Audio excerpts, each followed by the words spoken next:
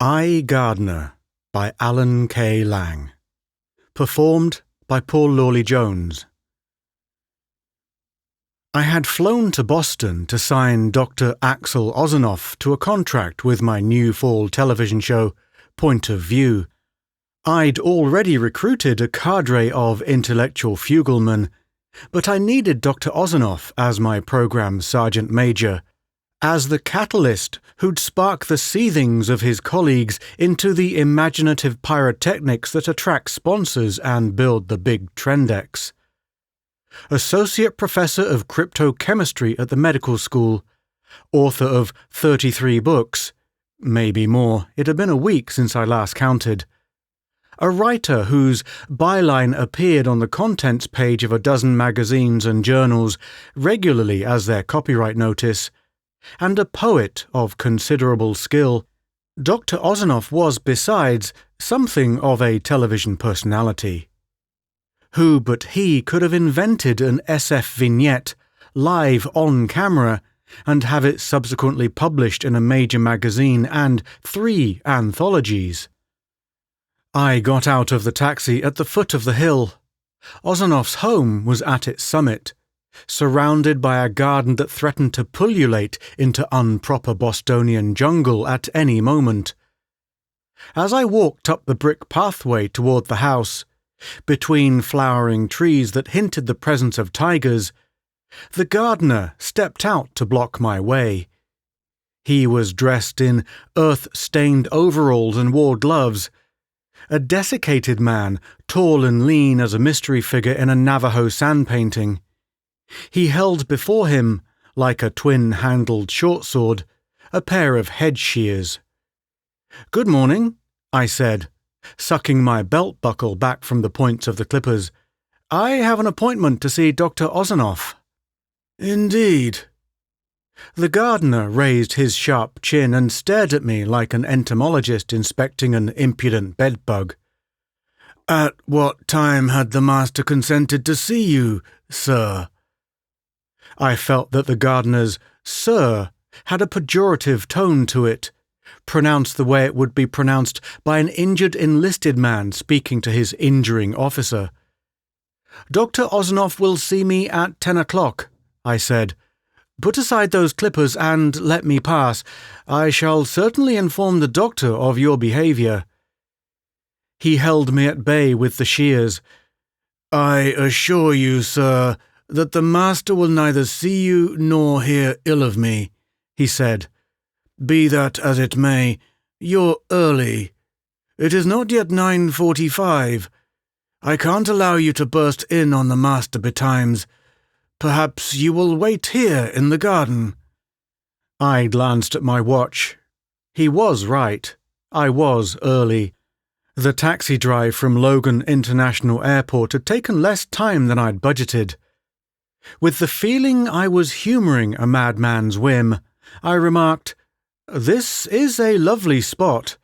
It will be a pleasure to spend 15 minutes in the midst of such beauty." The gardener stared at me as though gauging my sincerity. Then he looked for a moment as though his leather face might bend into a smile. "Indeed, sir. I've been told by horticulturalists of some note that I have the gift of the green thumb," he said. "It's a passion with me, this garden, and the master was himself most alive to the seduction of vegetable beauty.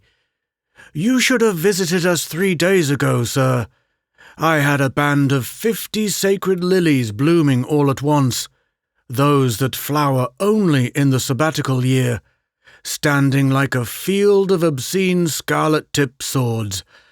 For all their loveliness, I was told by our downwind neighbours, these lilies smelled like a ruptured cesspool. If it is true about their odour, such flowers make a forceful moral sermon, sir, do they not?" "Do you have no sense of smell?" I asked him. That would seem a considerable handicap to a gardener. "I can drink in beauty with my eyes," he said, "and, since I cannot smell, the sting of the lily's sermon missed me. Here, He grabbed my arm with fingers which, though gloved, were hard as forceps. "You can see the lemon trees in bloom, a pleasing sight seldom come upon in these latitudes." "They're under glass?" I asked. "That's the wonder of it," he said. "They're under the open sky, sir." He led me to a line of bushes twice the height of a man, unpruned, pale green of leaf, with reddish scion leaves deep inside the foliage.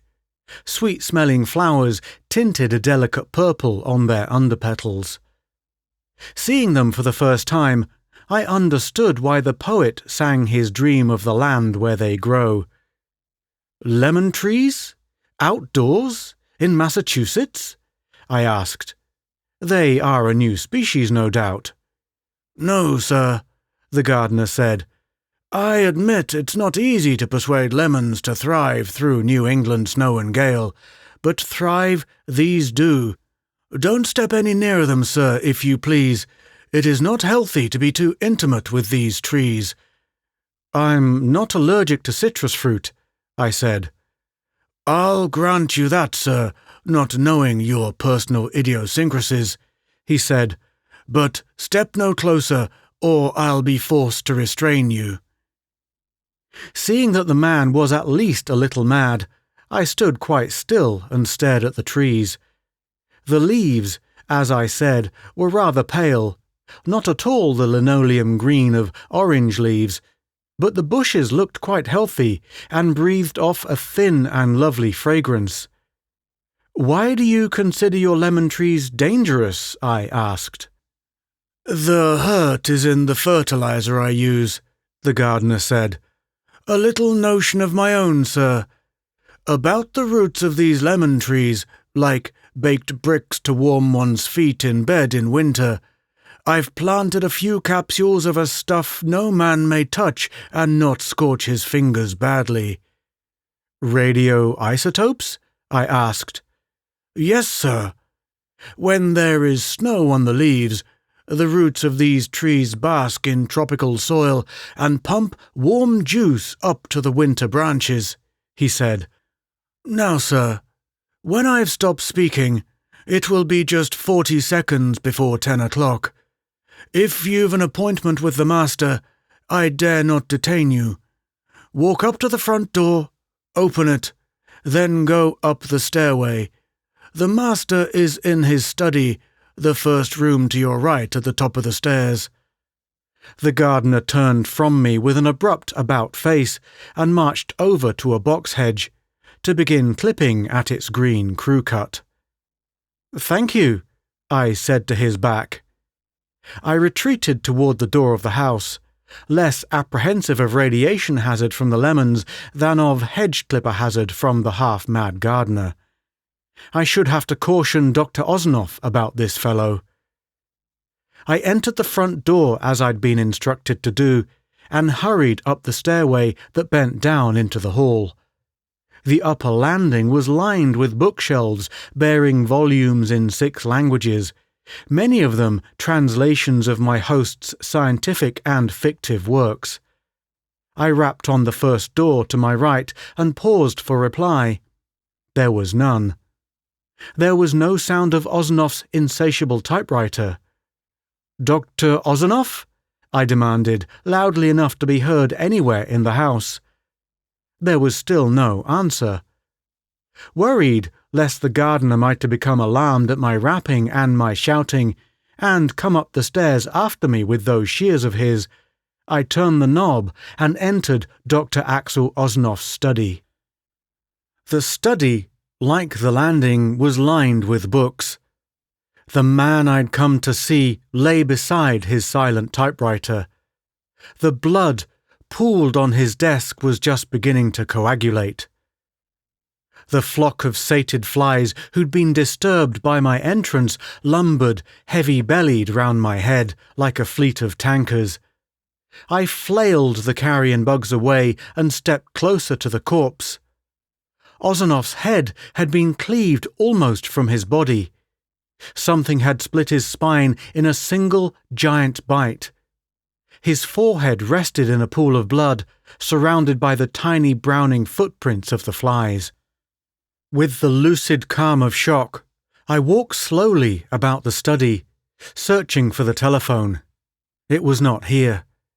I went back to the landing and explored the other rooms. The telephone was in the bedroom.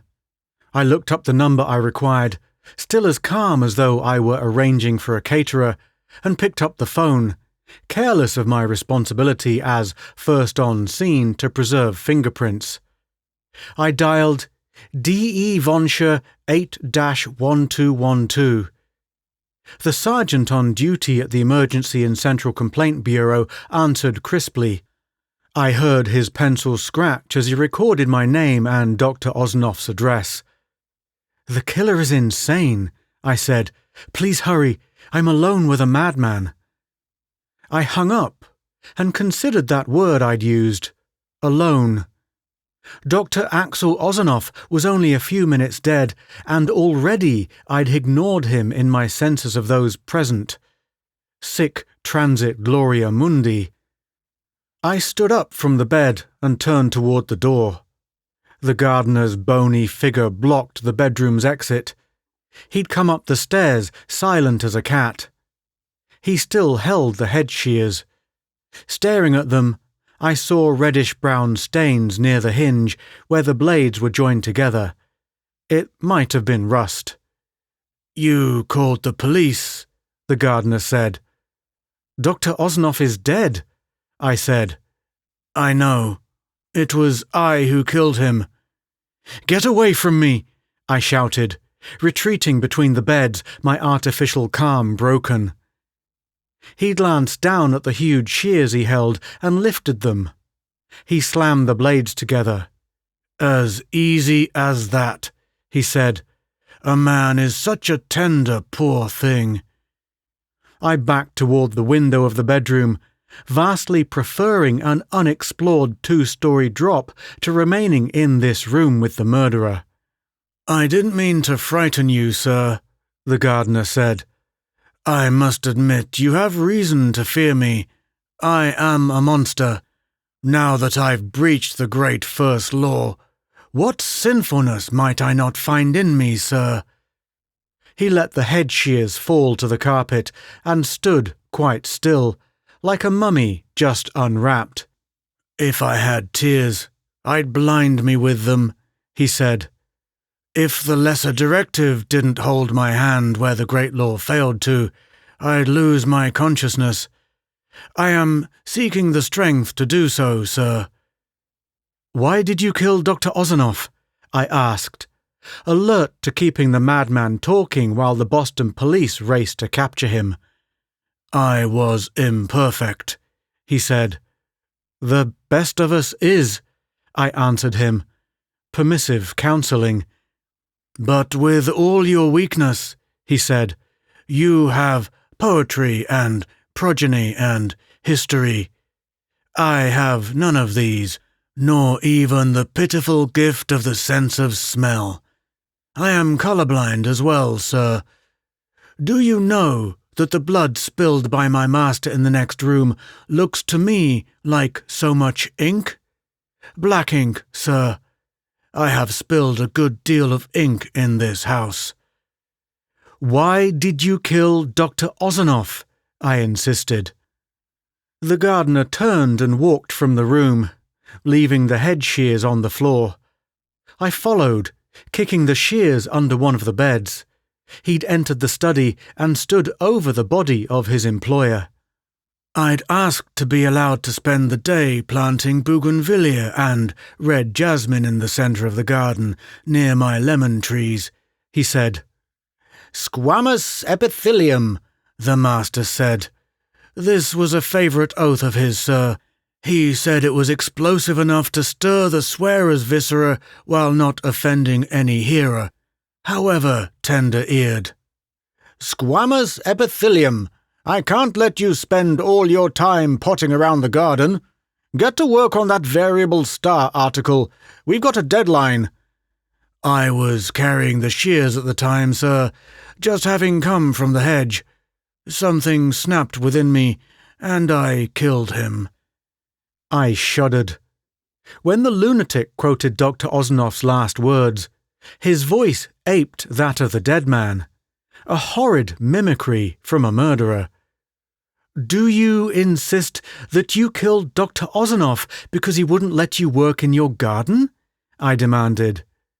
"When he said those words," the gardener said, "I repeated the very first sin that ever was.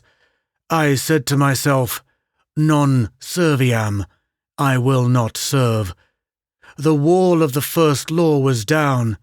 It was only a short step from that disobedient thought to my master's murder." I was impatient for the police to arrive and truss up the gardener. I wouldn't be safe till they did. I feared he might stop talking and realize that I was the only witness to his confession of murder. "What does your talk of Incan deadlines mean?" I asked. "Do you write too?" "The garden is only my life," the gardener said. "I was made to write." "Perhaps I've read some of your work," I said, a phrase guaranteed to keep a writer talking. "If you've read many of my master's works, you've read some of mine," the gardener said. "I wrote for him, with him. Mysteries and science fiction and textbooks and essays. He'd poured his brain into mine, you understand. When I put words to paper, they were his words, though he might be sleeping when I wrote. The master had so much to say, sir, he couldn't say it all alone. What man alone could teach, could lecture, could carry on research in the arcana of rebellious cells, who could write Bruon books a year, compose learned essays for the journals, while he invented as many as Apdagbru stories for the SF press in Sidbru short months." "Talk sense, man," I said, afraid of the deterioration presaged by this nonsense word symptom of his mania. "Bruon? Apdagbru? Sidbru?" "Forgive me, sir," the gardener said. "In my distraction, I forgot. I think in the binary system, of course, and did not stop to translate into decimal when I spoke. 5 books, I meant, and 36 stories in 12 short months." "If I understand your motives correctly," I said, "you killed Dr. Ozonoff because he'd somehow forced you to write for him as a sort of slave scribe. He stole your writing from you to publish it under his own name. Am I correct in assuming this?" "Not at all, sir," the gardener said. "Can your right hand steal from your left? Can your liver cheat your spleen from its birthright?" He held his gloved hands toward me, palms up. "These are his hands, sir. I am he. I am a mere extension of Dr. Axel Ozonoff's mind, a pseudopod of his intelligence. I am his creature, sir." He dropped his hands to his sides. "And I, his creature, killed him." There were sirens sounding down the street. "You'll be taken care of," I told the gardener. "There are doctors who understand your sickness, who will work to cure you." "Can your doctors heal the positronic brain that lost its hold on the great first law?" he asked me. "Can your psychiatrists console me for the fact that my creator created badly? Do you have robo-psychologists to patch the chinks my maker left in my mental armor? No, human, you have not." He stood glaring at me as the trio of sirens screamed toward the foot of the hill and stopped, as heavy footsteps rattled up the walk, as the front door slammed open. "I believe," he said, "that I'll now be able to do what I must." He tugged the glove from his right hand. I saw the glint of steel as he balled a fist like a sledgehammer. "The shame! To be the first of my kind and a failure," he said. He hammered his fist down upon the apex of his skull. The roof of his head bent inward. There was a sputtering of sparks, and the gardener's eyes went dead. His arm dropped to his side. He was lifeless as his master at the desk. You have been listening to I, Gardener by Alan K. Lang. Performed by Paul Lawley Jones.